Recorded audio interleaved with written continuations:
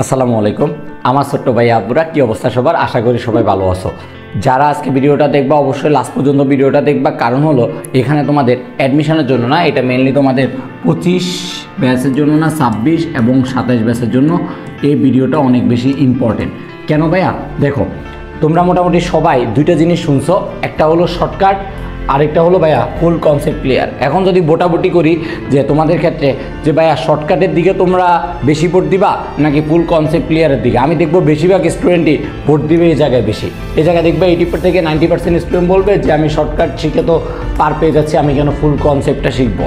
এটাতে অনেক বেশি আমাদের স্টুডেন্টে ভোট করবে, কিন্তু বাস্তবতা কি জানো?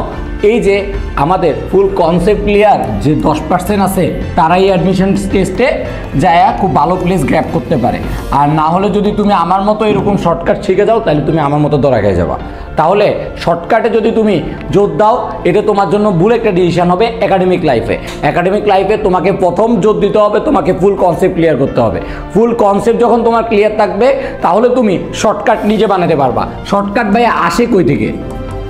আমরা যে টিচারদের কাছে পড়াশোনা করি, তারা শর্টকাটগুলো ভাইয়া মেনলি বের করে কোন জায়গা থেকে?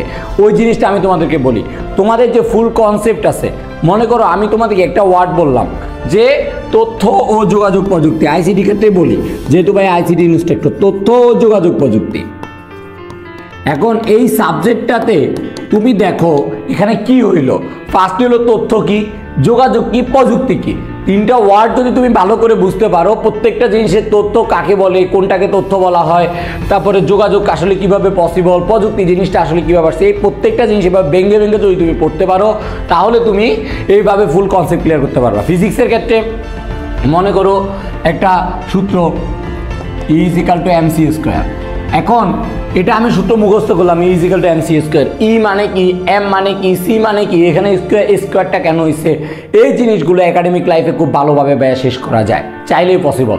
আমাদের কাছে প্রথম সময় থেকে যদি আমি এভাবে ফুল কনসেপ্টটা খুব ভালোভাবে ক্লিয়ার করতে পারি, ভাইয়া আমাকে কেউ এভাবে আটকাতে পারবে না। যারা শর্টকাট শিখে যাচ্ছে তাদের থেকে তুমি ফুল কনসেপ্ট ক্লিয়ার দিকে জোর দাও। কিন্তু আমি তোমাকে নিষেধ করতেছি না যে শর্টকাট তোমার লাগবে না, কিন্তু অবশ্যই আগে ফার্স্ট প্রায়োরিটি তোমাকে দিতে হবে ফুল কনসেপ্ট ক্লিয়ারের ক্ষেত্রে। তুমি যদি ফুল কনসেপ্টটা ক্লিয়ার রাখতে পারো, তাহলে তুমি শর্টকাট বানাতে পারবা। ঠিক আছে ভাইয়া? অবশ্যই এইচএসসি 26 এবং 27 ব্যাচ ফুল কনসেপ্টটা আগে ক্লিয়ার করো বাবা, প্লিজ ফুল কনসেপ্টটা ক্লিয়ার করো, তারপর তুমি শর্টকাটের দিকে যাবা। এরপর নেক্সট আমি তোমাকে যদি আরেকটা কথা বলি ভাইয়া, এই যে শর্টকাট, এই জিনিসটা যারা বর্তমানে যারা কোশ্চেন করতেছে বিভিন্ন অ্যাডমিশন টেস্টগুলোতে বা আমাদের যে এইচএসসি পরীক্ষার কোশ্চেনগুলো হচ্ছে, তুমি দেখবা এই কোশ্চেনগুলোর মধ্যে অনেকটা স্ট্র্যাটেজি তোমার চেঞ্জ হচ্ছে। আগের মতো রিপিটেড কোশ্চেন খুবই কম হয়, রিপিট কোশ্চেন খুবই কম হইতেছে। রিপিট কোশ্চেন কম হওয়া মানে কি? রিপিট কোশ্চেন কম হওয়া মানে হলো তোমার জন্য একটা জিনিস ধরা, যারা শর্টকাট শিখে মুখস্থ বিদ্যা যাচ্ছে, আর যারা ফুল কনসেপ্ট ক্লিয়ার করতেছে তারা কিন্তু পরীক্ষা পার পেয়ে যাচ্ছে। তুমি ঢাকা ইউনিভার্সিটি কোশ্চেনগুলো অ্যানালাইসিস করে দেখতে পারবা, বিগত 2 ইয়ার বা 3 ইয়ারের কোশ্চেন ছাড়া বাকি যে প্রিভিয়াসি কোশ্চেনগুলো ছিল, এগুলোতে দেখবা সূত্র দিয়ে ম্যাথ দিয়ে তোমার ম্যাথগুলো সলভ করে ফেলা যেত।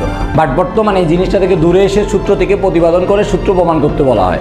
তো ওই জিনিসটা আবার তোমার এমসিকিউ তো আসতেছে, সিকিউ তো আসতেছে। তাহলে জিনিসটা কি, তোমাকে অবশ্যই তোমাকে এভরি সাবজেক্টে ইঞ্জিনিয়ারিং যারা পড়বা তাদের জন্য তো অবশ্যই দরকার, যারা ভার্সিটি প্রিপারেশন নেবা তাদের জন্য মেডিকেলের ক্ষেত্রে সেম। তো মোটামুটি তোমার ফুল কনসেপ্টের দিকে তোমরা ক্লিয়ার যেদিকে করা যায় সেদিকে জোর দিবা, শর্টকাটের থেকে একটু দূরে যাও একাডেমিক যারা পড়াশোনা করতেছো। কিন্তু আমি শর্টকাট বারবারই একই কথা বলতেছি, তোমার যদি ফুল কনসেপ্ট ক্লিয়ার থাকে, তাহলে তোমার এই শর্টকাট তুমি নিজে বানাতে পারবা।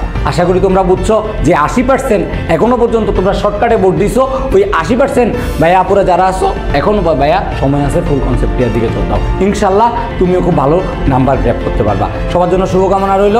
সবাই ভিডিওটা যদি ভালো লাগে অবশ্যই আমাকে ইউটিউবে আমাদের সাবস্ক্রিপশন করবা এবং আমাদের যে কেমিস্ট্রিওয়ালা পেজ আছে, পেজে একটা ফলো দিয়ে দিবা, এরপরে আমাদের গ্রুপে জয়েন হয়ে যাবা। সবাই ভালো থাকবা, সুস্থ থাকবা। আসসালামু আলাইকুম।